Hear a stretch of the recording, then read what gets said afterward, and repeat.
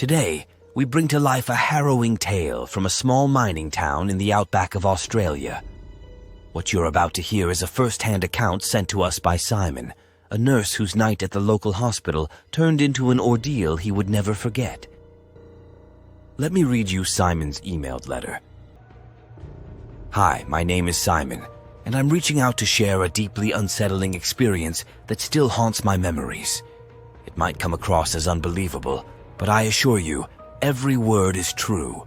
I hail from the bustling city of Sydney, and in my early years as a nurse, driven by a desire for adventure and change, I found myself accepting a position in a small to medium-sized hospital nestled within a small mining town in the Outback. I've chosen to keep the town's name confidential, as I believe the story, as chilling as it is, should not overshadow the place or its people. I forged strong friendships with many of the locals, and I feel it would be unfair to cast a dark shadow over their home. Nevertheless, I feel compelled to share the eerie and perplexing events I witnessed during my time there, while maintaining the anonymity of the town and its residents. I was relatively new in town. The hospital, a modest and time-worn structure on the outskirts of the town, had once been sufficient for the sparse, permanent population of this isolated mining town. However, the recent influx of fly-in, fly-out workers had strained its capacity, necessitating the construction of a larger, more modern facility closer to the mine. The town's small, permanent community, though they were genuine salt-of-the-earth folk, exuded an undercurrent of something unsettling. An eerie ambience pervaded, suggesting layers of trauma and tragedy thinly veiled by a facade of normalcy. I would later discover that the hospital itself was the epicenter of a dark chapter in the town's history, a harrowing incident shrouded in silence, with no one willing to speak of it. The events of one particular summer night at the hospital have etched themselves into my memory, creating nightmares that have persisted ever since. Positioned at the far end of the corridor on level 2 was a ward, now nothing but a charred remnant of a tragic accident that occurred merely half a year prior. The new hospital was on the verge of opening its doors, and the decision was made to forego any renovations on the devastated ward. Instead, it was sealed off, leaving only the doorway accessible.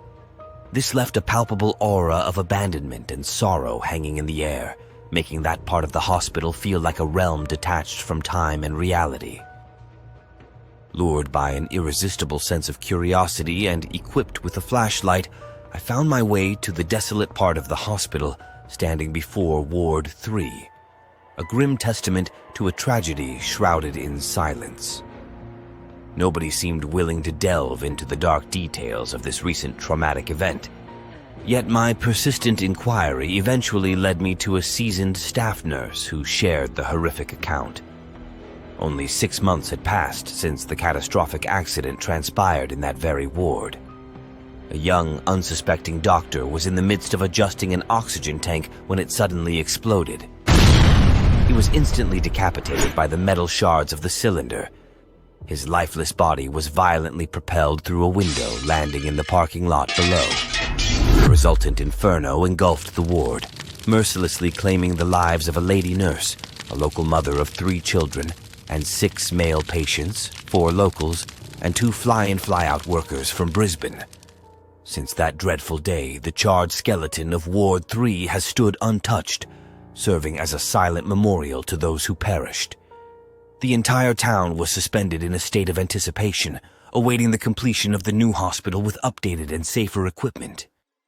Venturing forward with a cautious push against the resisting door, I found myself transported into a realm seemingly frozen in a moment long gone. The immediate onslaught of odors was overwhelming. The pungent scent of soot mixed with the acrid aroma of charred surfaces and burnt furniture filled the air, painting a vivid picture of the fire's fury and destruction. As I cautiously navigated through the wreckage, the atmosphere around me began to shift and change. The space around me had a tangible heaviness, a pressure that seemed to grow with each step I took, as if the building was sharing the burden of its tragic history, inviting me to bear witness to the events that had unfolded within these scorched and blackened walls. At first, I questioned my own senses, suspecting that the eerie atmosphere was playing tricks on my mind. A subtle sound reached my ears, a whisper perhaps, and then it dissipated into the silent, oppressive air. It wasn't long before the sound returned, slightly clearer this time, though still on the verge of perception. I scanned the darkened space, my heart racing, fully aware that I was the sole living being in this ruin. And yet, I couldn't shake the feeling that the shadows themselves were whispering. The idea was almost fantastical, like a scene straight out of a cliched horror movie, but the reality of the situation was undeniable and far more unsettling.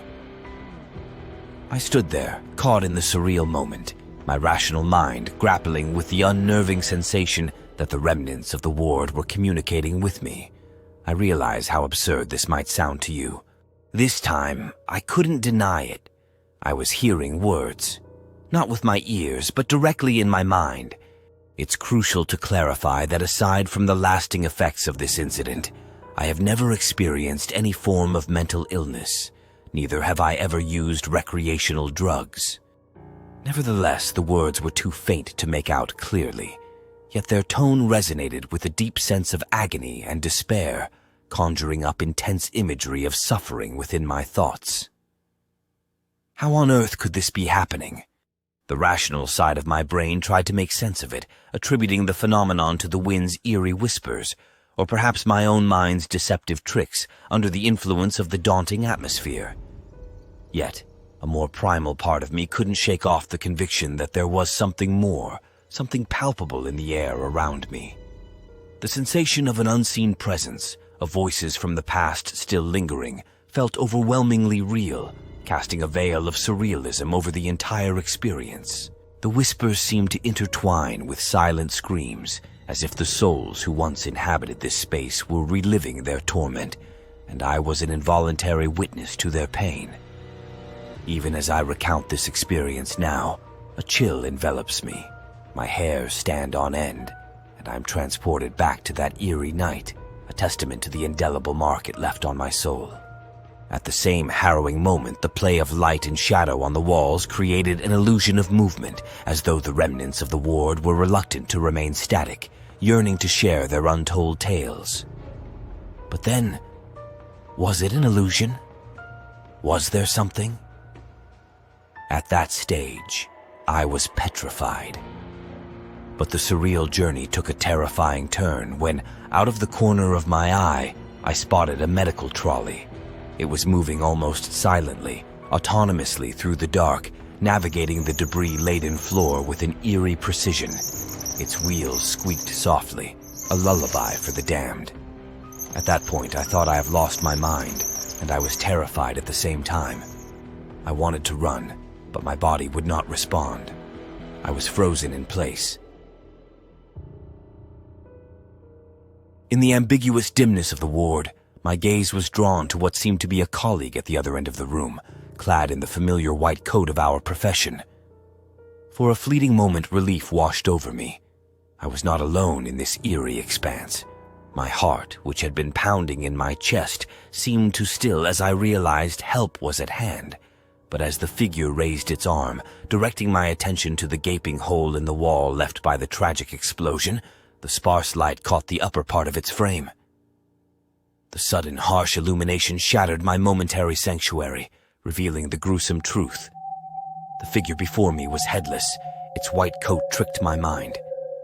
In that chilling instant, relief morphed into dread, and I felt my blood run cold. As the cold touch of an unseen hand rested upon my shoulder, a whispered voice filled with urgency and sorrow filled my ear. "Leave this place. It's not safe," it begged, sending chills down my spine. The temperature dropped, and the air grew dense with a sinister energy. The smell of smoke intensified. The paradox of cold and smoke was beyond disturbing. Instinct took over, and suddenly my body responded. My legs moved before my mind could catch up, carrying me away from the whispers, the shadows, and the ghostly presence of Ward 3. In the corridor, I ran for the Level 2 emergency exit, down the stairs, and then exited the building via the lower emergency exit. It took me only seconds. I burst into the open, gasping for breath, the hospital's doors closing behind me, as if shielding me from the horrors within. Standing under the full moon, I was left to stare out into the vast expanse of the Outback, its silence now a comforting embrace compared to the sinister chorus of the ward. The isolation of the town, the echoes of the tragedy, and my chilling encounter melded together, etching a permanent scar on my psyche. I've never been the same, and not for the better. The vast expanse of the Outback, with its limitless horizons and tranquil, undisturbed landscapes, had silently observed both the tragic history of the hospital and my own spectral experience within its walls. The decapitated doctor, a tragic figure from the hospital's recent past, made his appearance, and his story unfolded before my very eyes. In that moment of ghostly revelation, I felt a deep certainty in my bones. I had witnessed something beyond the realm of the living, a spectral encounter that defied explanation. These souls, disturbed from their eternal rest, were not at peace. Their story, etched in the walls of the abandoned ward and whispered in the dark corners of the hospital, was a testament to their unrest. It's been several years since I made my way back to Sydney, leaving behind the remote mining town and its memories. The new hospital there has since opened its doors and is operating at full capacity. I've maintained connections with some former colleagues and friends from the town, staying in touch and exchanging stories. They tell me that the old, now abandoned hospital has become something of a local curiosity, drawing in brave youngsters and even ghost hunters from further afield. A plethora of stories and rumors now swirl around the place, adding layers of mystery and intrigue to its already dark history. I do miss the friends I made in that god-forsaken town. However, I don't miss the place. Kind regards, Simon. What would you do if you ever felt a strange presence or heard ghostly whispers in a hospital? Then please write about it in the comment section below. Don't forget to like, subscribe, and hit the notification bell, ensuring you never miss an episode of The Haunted Channel.